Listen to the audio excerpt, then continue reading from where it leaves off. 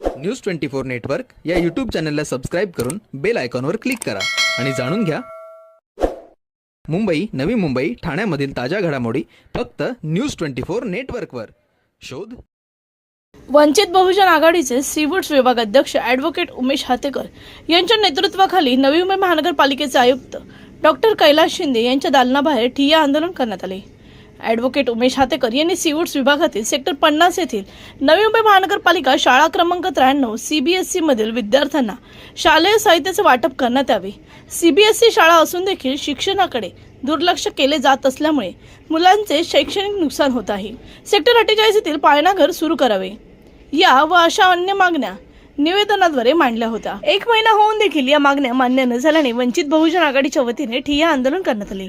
नवी मुंबई महानगरपालिकेचे अतिरिक्त आयुक्त सुनील पवार व शिक्षणाधिकारी अरुणा यादव यांच्यासोबत चर्चा केल्यानंतर या सर्व मागण्या पूर्ण करण्याचे आश्वासन देण्यात आले. या प्रसंगी ॲडव्होकेट उमेश हातेकर यांच्या समवेत राहुल जाधव, मिलिंद मंडपे, स्वप्नील येवले, अक्षय भंडगे, संजय हेगडे, ॲडव्होकेट दीपक तांबे, राहुल शिरसाट, सर्जेराव गुळे, अजिंक्य मोहिते, महेश सावळे इत्यादी कार्यकर्ते उपस्थित होते.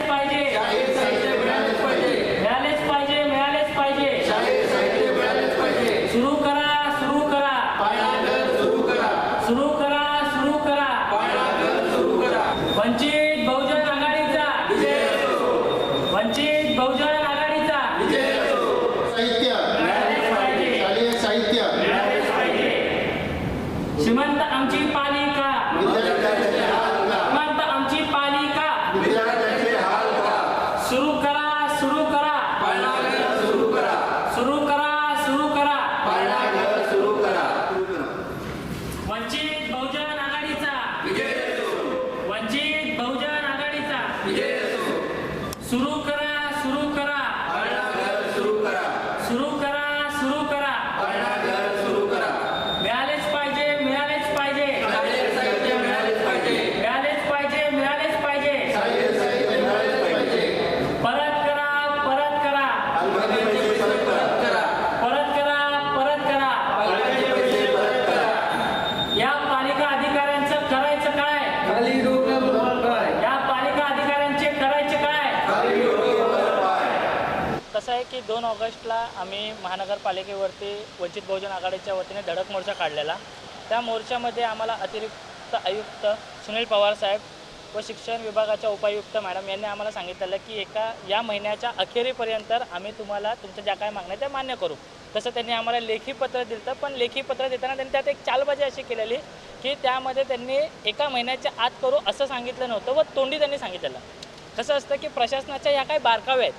आता तुम्ही बघाल की मुलांना जर शालेय वस्तू नसतील, गणवेश नसतील, पुस्तकं नसतील तर ह्यावरती मुलं ते काय करणार, म्हणजे त्यांच्यामध्ये सुधारणा कशी होणार शिक्षण विभागामध्ये. त्यामुळे आम्ही त्यांना 2 ऑगस्टला सांगितलेलं आणि असं आम्ही आपल्या चॅनलमार्फतच त्यांना इशारा दिलेला की 2 ऑगस्टला आम्ही आंदोलन घेतल्यानंतर जर आमच्या मागण्या मान्य नाही झाल्या तर 1 महिन्यानंतर आम्ही आयुक्त साहेबांच्या दालनाच्या बाहेर आम्ही आंदोलन करू. आज ते आंदोलन आम्ही केलेलं आहे आयुक्त साहेबांच्या ते दालनाबाहेर. मुद्दा एवढाच होता आमचा की आजही तुम्ही बघाल तर मागच्या वेळी जे आम्ही आंदोलन केलेलं त्याच्यानंतर आजसुद्धा जैसे ती तशीच्या तशीच परिस्थिती आत्तासुद्धा आहे की विद्यार्थ्यांना गणवेश नाही आहेत, पुस्तकं नाही आहेत, ऐका नाही. आता त्या सांगतायत की साहेब आम्ही या आठवड्याच्या आतमध्ये आम्ही सगळ्यांना देऊ, त्या देतीलही, काही हरकत नाही त्याबद्दल. पण इथे कुठेतरी प्रशासनाला कळणं गरजेचं होतं की लोकांच्या भावना. आम्ही 16 ऑगस्टला आयुक्त साहेबांना पुन्हा एक पत्र पाठवलेलं की साहेब आम्हाला 15 दिवसाचा त्यांनी अवधी दिला आहे. 15 दिवस झालेले आहेत या प्रकरणाला. 15 दिवसामध्ये तुम्ही लवकरात लवकर आमच्या विषयावरती काही ते उपाययोजना करावी. त्यावरती त्यांनी काय केलं, 16 ऑगस्टला आम्ही लेटर पाठवलं आणि त्यांच्याकडून कुठल्याही प्रकारचं लेखी पत्र आम्हाला आलेलं नाही. पर्यायी आज तुम्ही बघताय की आम्ही आयुक्त साहेबांच्या दालनाच्या बाहेर वंचित बहुजन आघाडीच्या वतीने आंदोलन केलं, ठिय्या आंदोलन केलं.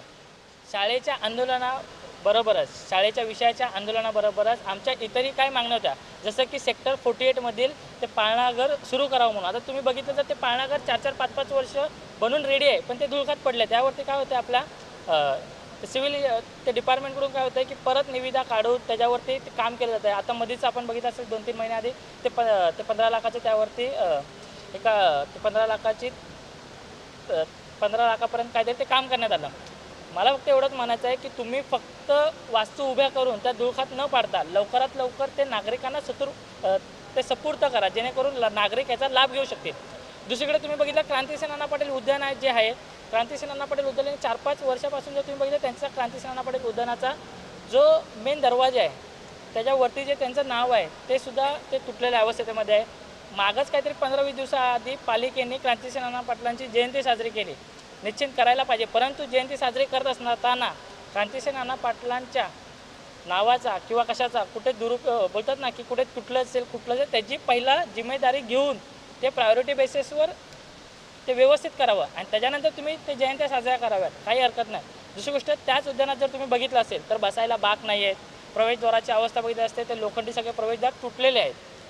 ते झालं. नंतर आमची अशी एक मागणी होती की सिवूड सेक्टर 46 ते सर्व्हिस रोडच्या बाजूला जिम आहे, ओपन जिम, ती जिमचं सुद्धा कित्येक वर्षापासून काम चालू आहे. आधी जर बघितलं असेल तर ते तुटक्या मुटक्या अवस्थेमध्ये, आता बऱ्यापैकी त्यांनी इक्विपमेंट तिकडे टाकलेले आहेत, फक्त बेस तयार न झाल्यामुळे ते जिमचं थांबलं आहे. त्याही जिमची आम्ही मागणी केली की ती जिमसुद्धा लवकरात लवकर व्यवस्थित करून तिचं काम करून ते नागरिकांना सुपूर्द करण्यात यावे म्हणून.